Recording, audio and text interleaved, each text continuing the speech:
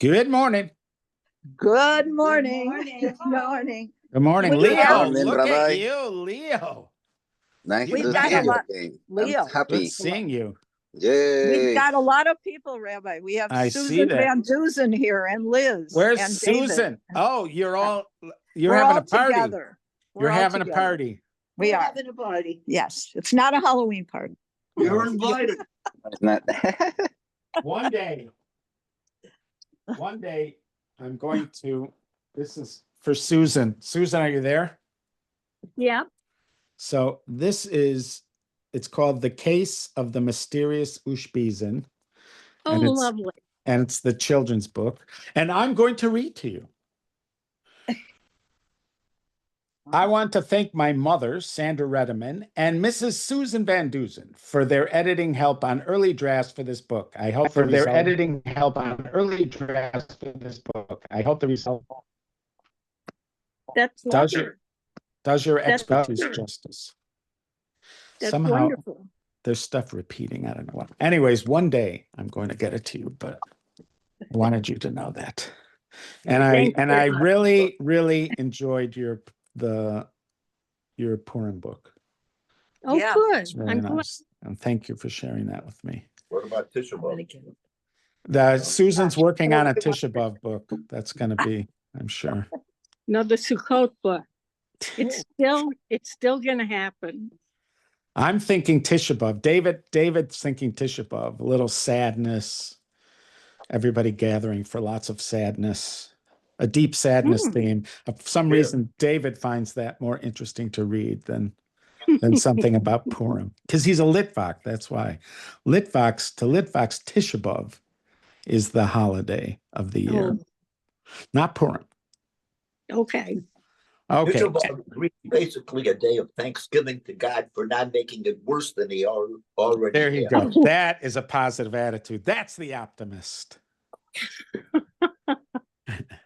Okay, here we go. So today, unfortunately, is a short day. As I mentioned yesterday, I'm taking my wife to an appointment today, so I'm leaving in about 20 minutes, and I'm very sorry about that.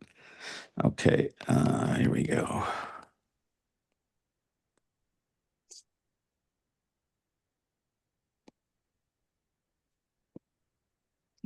So just as long as everybody's on right now, today is a short day, and tomorrow I'm off to New York, and seems like I'm just a jet setter going to all these different places, and maybe I am. I still don't think I am. So I think this is just a temporary phenomenon that is going to become resolved starting next week, but we'll see. We'll see if that's true. Okay.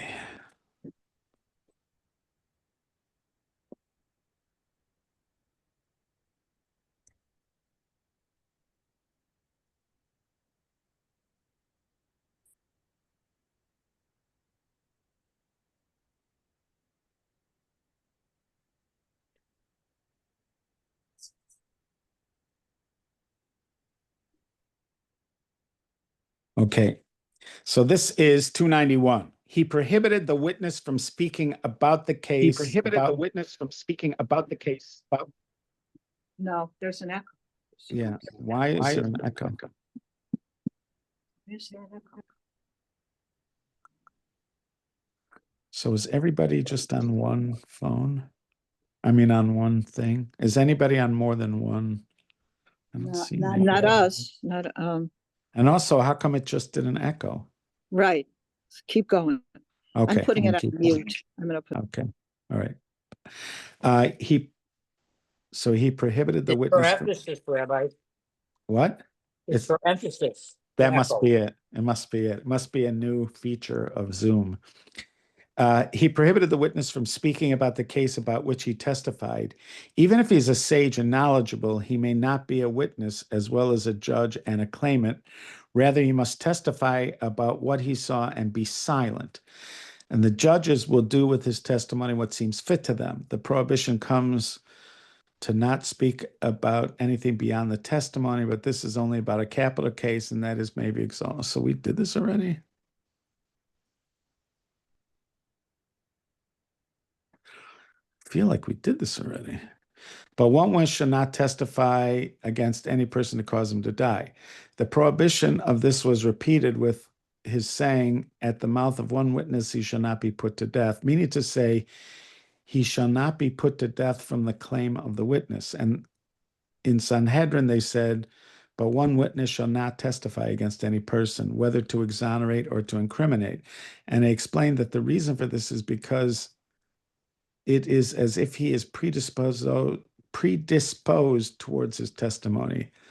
But it is only in capital cases that he's forbidden for a witness to argue, whether for acquittal or for incrimination. So that is completely not understandable in Hebrew. I'm going to try it in English. In English, I'm going to try it in Hebrew. Shehizera aid medaber bedin shehed alav. So a witness has been warned against speaking about a ruling that he testified about. There, it's doing it again. All right, I'm going to mute everybody. Let me see if that helps. I'm going to try. If this doesn't help, then we're going to have to sign in again. I'm sorry. Okay. All right, so a witness is warned not to talk about a law that he testified in, even though he is a chacham and he knows he cannot be an aide, a judge, or like a lawyer. Avaya'id b'masha ra'a v'yishtok v'adayanim yasu be'edusa lefi masha yira lahem. Right, so I'm certain we saw this already, but so a witness, after he's given his testimony, he's supposed to be quiet. You're not supposed to argue one way or the other. You're just supposed to tell the court what you saw. They are supposed to, the judges are supposed to take the information that you've provided and then use it in their deliberations. They are the ones who choose what follow-up questions to ask, but you're not supposed to argue one way or the other about what you think the meaning of what happened is, or who you think's responsible for what happened. You're just supposed to tell what you saw if you're a witness. And remember that in Jewish court, it's not adversarial in Beit Din. It's not an adversarial experience. There really aren't supposed to be attorneys. The judges do the fact finding, and then they deliberate based on the facts that they've received. So they're the ones asking all the questions, thinking about anticipating what kind of questions to ask, etc., without the help of attorneys. Now, he does mention somebody like an attorney here. In other words, that a witness is not supposed to act like an attorney, and they're not supposed to act like a judge. They're just supposed to say what they saw. As Sergeant Friday said in Dragnet, just the facts, ma'am. Just the facts.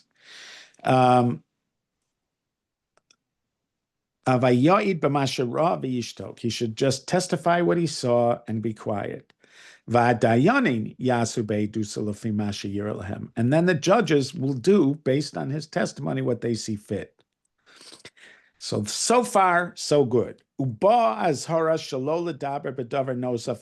So this warning is to tell you, do not say anything more than what you saw. But this is only in capital cases.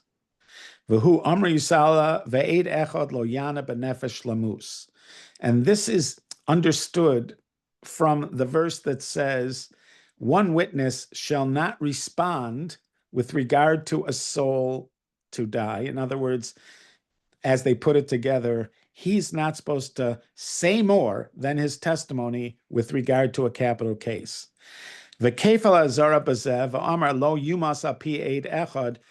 and they repeat it again. It sounds like what they're warning against is simply that it's not enough for one witness to come. Two witnesses have to come in order for there to be a result in a capital case. One witness is not enough. There have to be two. And it sounds like this is saying don't come as one witness, but the way it's interpreted, what it means is that one witness shall not try to turn his testimony into a reason why this person is put to death. Don't argue on behalf of your testimony, just give the testimony. Bein l'schus, bein l'chova, and this is whether you're finding merit or you're finding that they're liable. Uberu tam zeh mishum dahavi kanogea beiduso, and the explanation for this is because the witness himself feels connected to his testimony. So if you have an opinion, your opinion is you're going to double down on your opinion about what your testimony means.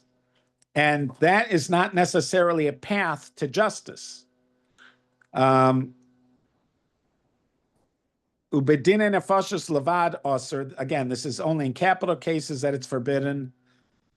Lilmod lo schus v'lo chova. In other words, you're not supposed to decide if he's innocent or guilty as a witness.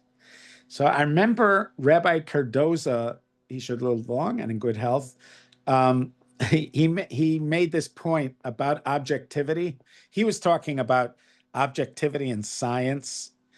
And the point he was making is that when you come to an opinion, even though you're working in science, when you come to an opinion, you can actually become attached to your opinion and no longer objective. So that let's say you have a theory about something, you're going to try to defend that theory and you become sort of personally attached to that theory. It's a very natural thing to happen.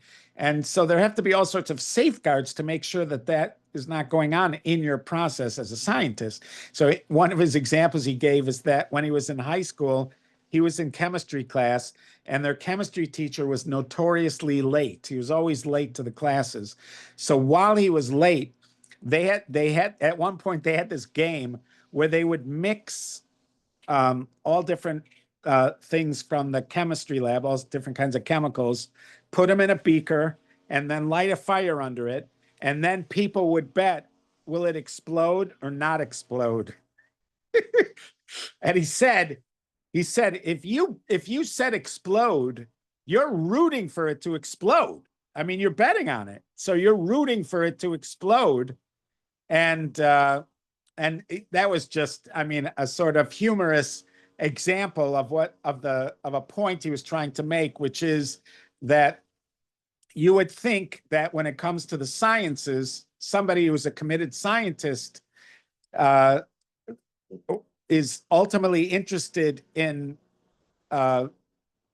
truth, in kind of verifiable truth, and so therefore they have to remain objective, agnostic as to what they think is that truth that they're going to find.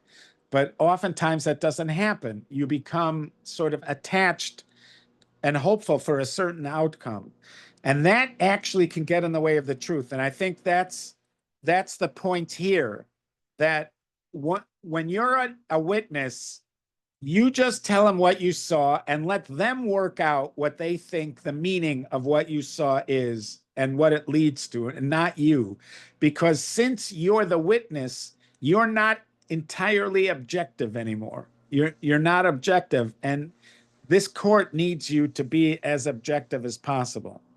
I mentioned to you that it seems like initially they did not intend for the courts to have attorneys, that it was up to the judges to try to draw out all the details that will matter. and even like you see in Pirkei Avos, they have very negative things to. Sorry about this. Some they are noisily doing the lawn here. So, but and in Pirkei Avos, they speak very negatively about attorneys. Again, that's because in a best case scenario, the attorneys are actually going to be a stumbling block to get to the truth because their job is to advocate on behalf of their client. They're not necessarily interested in everybody getting to the truth. They're interested in what's best for their client. And that is an adversarial system, which we have in the United States. But the Torah Beit Din wasn't supposed to be adversarial. Now it has become common in the last, I don't know how long it's been, but certainly in the last several decades, but I think it went even longer than that. It has now been common. It's now common for people to have somebody called a To'ein Rabbani, which means a rabbinic advocate who represents them. I mean, they're there in the court, but he's with them there in the court. Now, the argument is that these guys are still not trying to be adversarial. They are just trying to make sure that all the questions that needed to be asked were asked and that the judges have access to all of the facts before they deliberate and come to a conclusion. Now, whether that's actually what happens in a Beit Din or not, that is that's another story, but that's how it's supposed to be.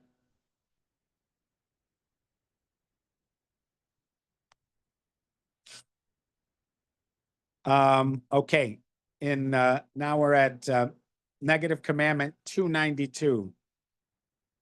He prohibited us from killing those liable for the death penalty when we see that they have already done a sin for which one is liable for death before coming to court. Rather, we must perforce bring him to court and testify about him in front of them like witnesses. So we shall be the witnesses for the, I don't know what is wrong with the English here, but it's annoying. All right, so I'm going to try it from the Hebrew again. Even the Hebrew is a translation here because he wrote this in Arabic and then was translated into Hebrew. Now he did see the translation, but it's still not his original, and that's why even the Hebrew. That's why I always felt comfortable reading the English, but this English is so hard to understand. All right, Shehiziranu meharo mechuive misa. We are warned against killing those who are liable for the death penalty.